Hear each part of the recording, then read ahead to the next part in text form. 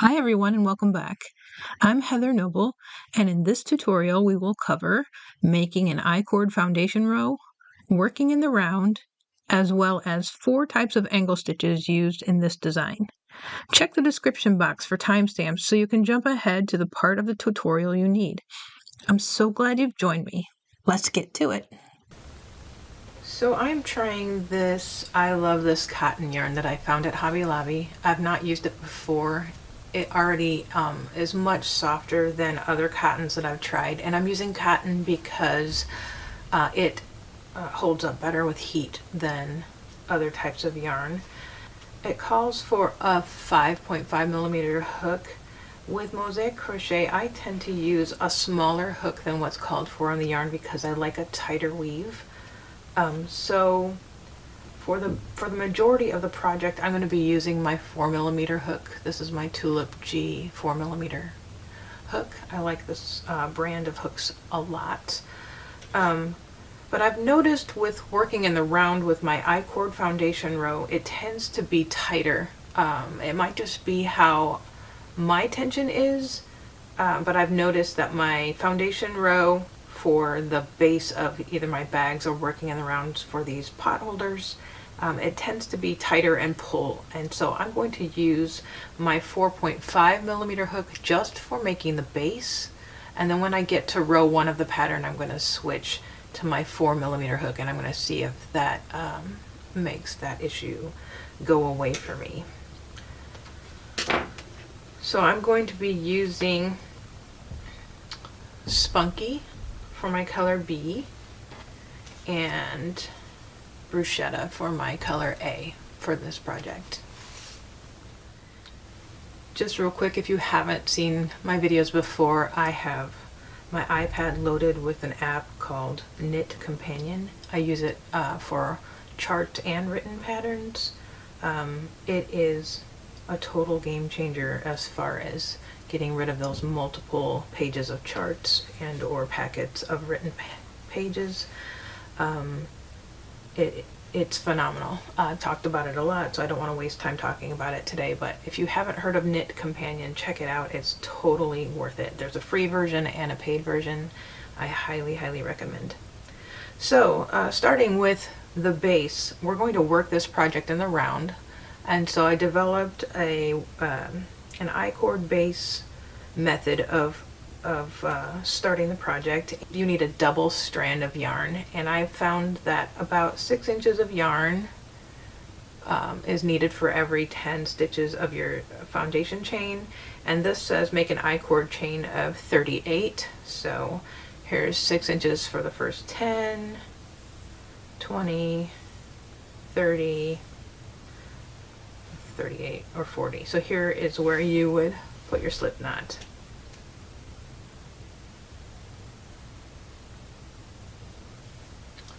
So here's your working yarn, and here's your tail.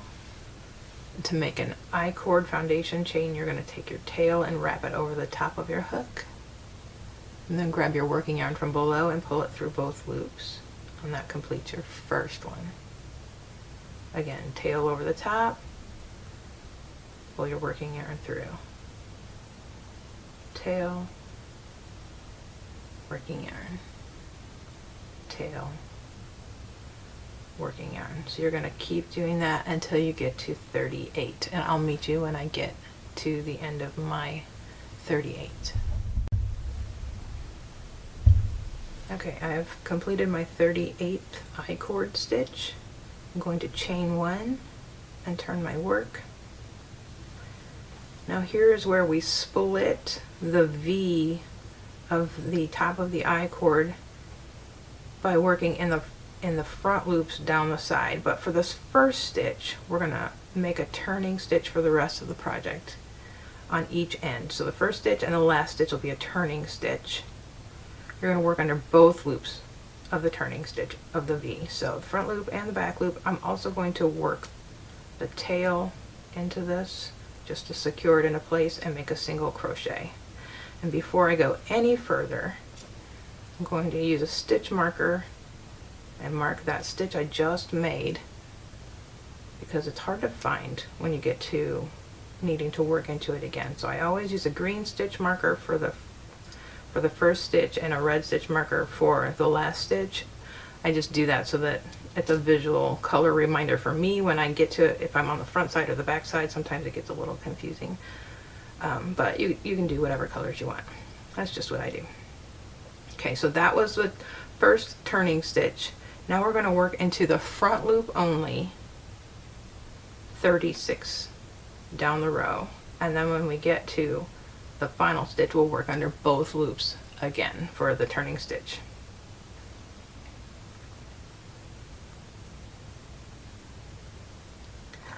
So here is the first stitch. We're going to work into the front loop. I'm still going to work around the tail for a few stitches just to make sure it doesn't pull out. You're going to single crochet, front loop only, 36. And I will meet you when I get to the final stitch of the front side of the base. Okay, I've just completed my 36th single crochet. I'm at my final stitch, which is going to be a turning stitch again, so I'm going to work under both loops and single crochet, and I'm going to mark that stitch as well so that we can find it later. So you've completed the front side of your base. Here's the first stitch marked with a green stitch marker, then 36 single crochets in the front loop only, then a turning stitch and the last stitch marked with a stitch marker. Now we're going to turn our work to the back side. Since we're working in the round, you can see the single crochets here that we've made into the front loop of the front side. Now there's a ridge here that is originally our back loops when we were working. Now that we've turned our work, they've become our front loops. These are the loops we're going to work in 36 single crochets across the back side.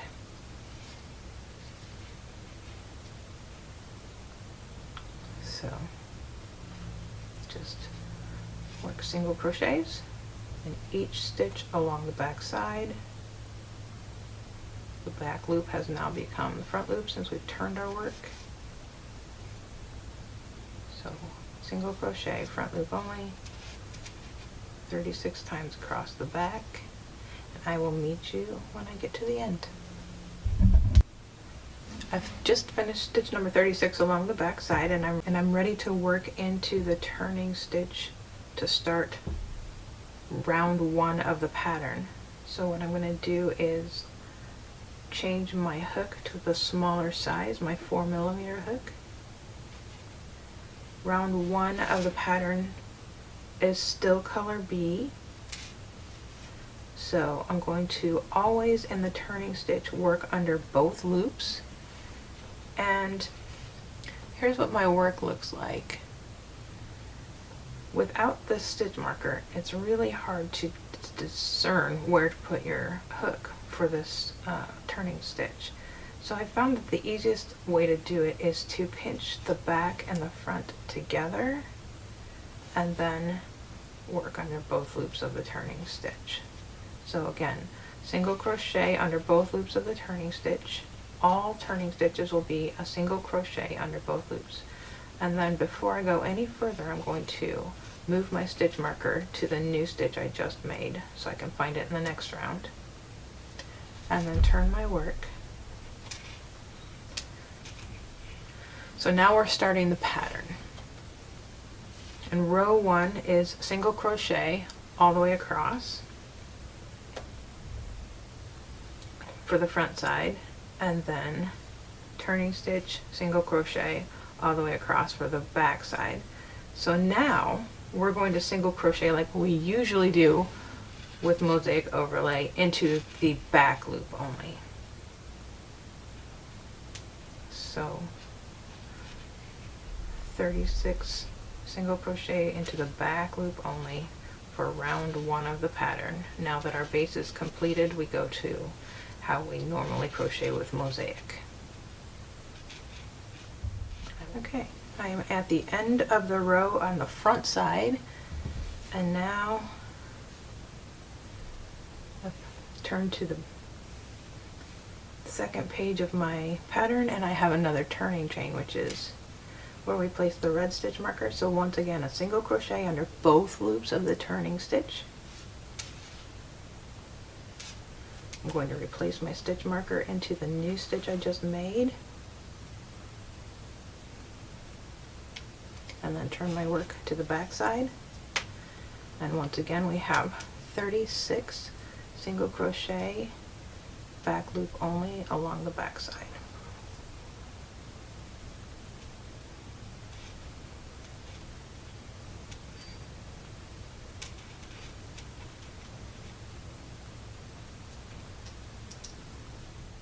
Okay, I just finished stitch number 35, and on the back side in stitch number 36, or the last stitch, you're going to change to the next color and then turn to the front. So I have a single crochet to work into the back loop only of 36. I'm going to start that with the color I have, which is color B. So insert my hook into the back loop, yarn over and pull through. Now to complete the stitch, I have one more yarn over, pull through, but here's where I'm going to drop color B and add color A. So I'm just going to pull through a loop for that final pull through of the stitch, and I'm going to hang on to the tail just to create a little bit of tension on the stitch, and this is where I work into my turning stitch of the next row, making a single crochet under both loops. Turn my work to the front. Actually, I'm going to first replace my stitch marker into my new stitch.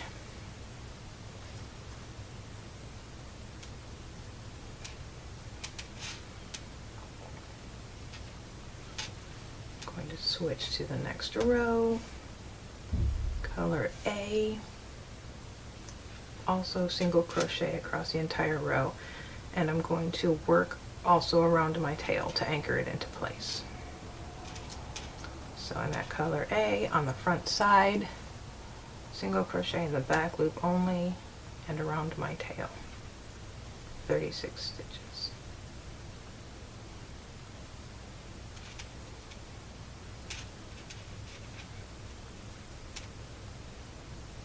We're not going to cut our yarn. We're just going to drop it at the beginning of each row and pick up the next color all the way along.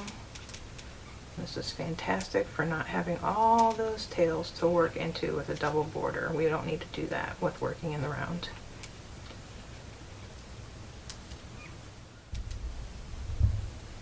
I'm at my last stitch of round 2, so this is the stitch I'm going to change colors back to color B. So once again, insert your hook under the back loop for your single crochet, yarn over and pull through, drop color A, pick up color B, yarn over and pull through for the final part of that stitch. And now you're at the turning stitch for round 3 under both loops, single crochet. Replace your stitch marker into the stitch you just made, and start round 3. So we're making the 9 by 9 inch pot holder size. This is the 11 by 11 hot pad size. It's the same maple leaf shape, it's just a little bit larger. Still made in the round, and this was my prototype. And what I noticed is there's quite a bit of play between the layers of the front side and the back side. As a hot pad, that's not an issue at all, but for a pot holder, I didn't know if I wanted to have it moving around so much. So what I did was I designed the front side and the back side as mirror images. If you want, you can take a needle and thread, and almost like quilting, you can go along the edge of the design, just sewing both pieces together because they'll match up now with the images being mirror images of each other. So that's what I've done. If the movement doesn't bother you, there's no need to do that. But if you'd like it to be more solidly stitched together, that's an option for you going forward. So now with round 3 I have 13 double crochets. So again, it's from the loop 2 rows below. I like to work, when I have a lot of double crochets in a row, I like to work into the front loop of that single crochet above it, just as an anchoring stitch so there's not a large gap behind your work. Well, I wanted to show you how to change color from a double crochet. So you're going to yarn over and insert your hook for the double crochet, yarn over and pull through, yarn over and pull through 2 until you reach the point where there's 2 loops left on your hook for that final pull through. Drop color, in this case color B, pick up your other color, yarn over and pull through that loop for the final pull through of the stitch, and that's how you change to the other color from a double crochet. Now I'm going to single crochet under both loops for my turning stitch and move on to the next round. There is nothing new about this pattern until we get to round 12. That's where some of the angle stitches start. So I will continue working and I will meet you back at round 12. Okay, I'm on round 12 and I have just completed stitch 19 and I'm about to start the angle 2 to the left sequence. There's 9 of them in a row. So let me take my hook out and let's talk about this. So I've just completed the single crochet here in stitch 19, and this next stitch right here is the first angled double crochet 2 to the left. I'm going to put in a stitch marker in this stitch. We're not going to work into any of the stitches where the angles originate. So this stitch is the first angle, and it's angled 2 to the left. So the stitch it originates from always counts as 0. So this is 0, 1, 2. It's going to work into this first stitch here. And there's 9 of them in a row, and if you count here, there are 9 stitches to work into. So this is the first stitch that it originates from. I'm just going to count over 9 so I know how many there are, so that later after we've completed them we know where the stitches originated from. We don't work into those stitches. So here's 1, 2, 3, 4, 5, 6, 7, 8, 9. Here's the 9th one. So the angle from this stitch will count. This one is 0, 1, 2. It's going to work into this last stitch in this sequence here. And then when we go for our next single crochet, we know this is our last angle, so our next single crochet will work into this stitch right to the left of it. I'll show you what that looks like. So we have 9 angled 2 to the left stitches.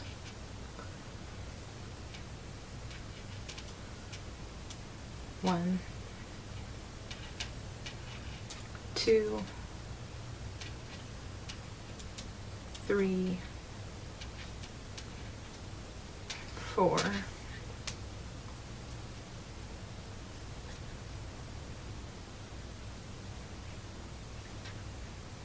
5, 6, 7,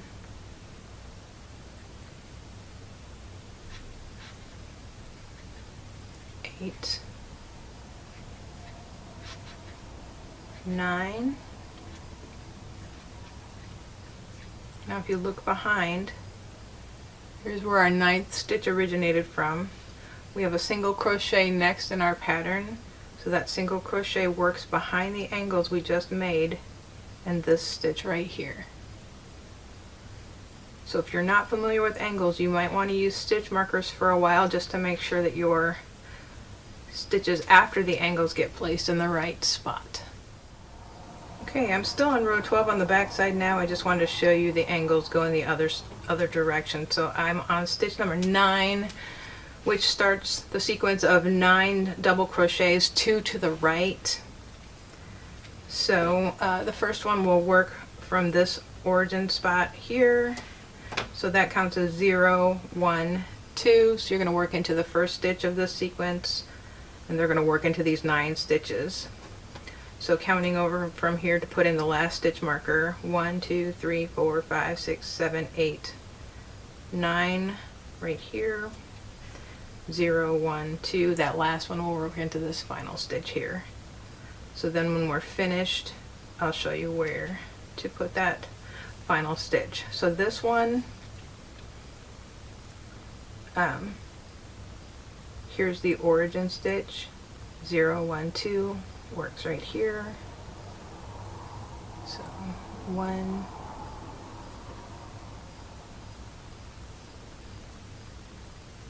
2, 8, 9. Now these angles will lay across where they originated. Here's our final origin stitch. Our next single crochet goes into the next stitch here.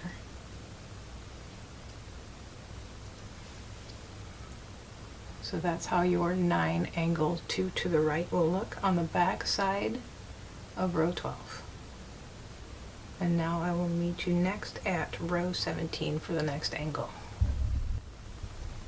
Alright, I worked up row 17 through stitch number 21, and I'm about ready to start the angle 1 to the left.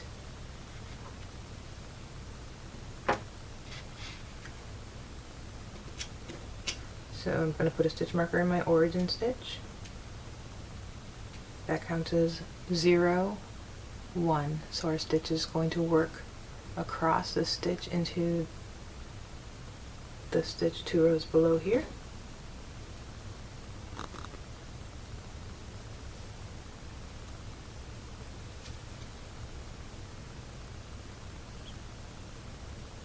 I usually pull up my loop to about row level so that it doesn't pull this loop out of shape and leave an unsightly gap. So there's my angled double crochet 1 to the left. Here's my origin stitch. We don't work into that stitch, so my next single crochet will work into this stitch. It's behind the angle, so you will need to make sure you don't skip over that stitch that's hidden by the angle there and lose your stitch count. So that's the first stitch on the front side of row 17, the angle stitch. Okay, I'm on the back side of row 17. I'm at stitch number 15, which is the angle stitch 1 to the right. I'm going to put a stitch marker in my origin stitch, stitch number 15. That counts as 0, and then 1 to the right works into this stitch right here.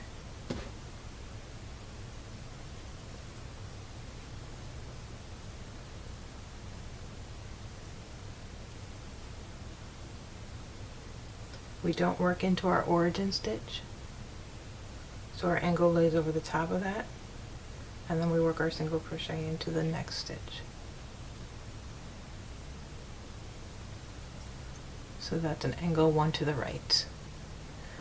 So now you have seen both angles 1 to the right and 1 to the left, and you've seen angles 2 to the right and 2 to the left in row 12. So that should enable you to complete the rest of this pattern, and I will come back at the top and show you how we finish when we get to the top. Okay, I'm to my last row, and I wanted to point out a couple things in the pattern. First of all, the final 3 rows of the pattern are going to be done in color B.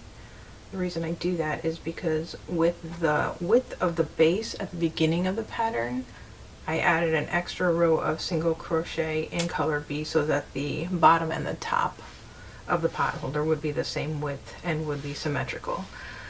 So the final row 35, joining the front and the back together.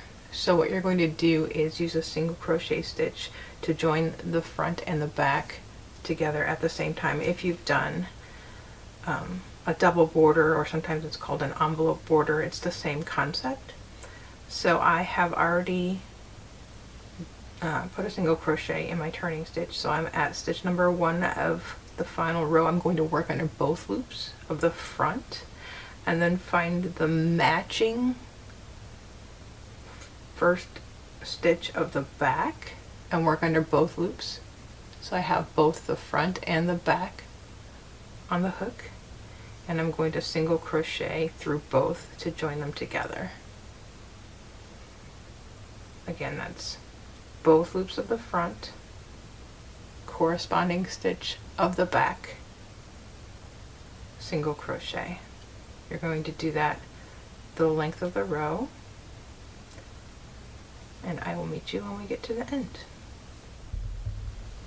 I'm at my final stitch on row 35, and I've made my last single crochet. I'm going to chain one and cut my yarn, and I'll use a yarn needle to weave in my ends. So here's the final look, front and back. It works up to about 9 by 9 inch square. Thanks so much for joining me, and I'll see you next time.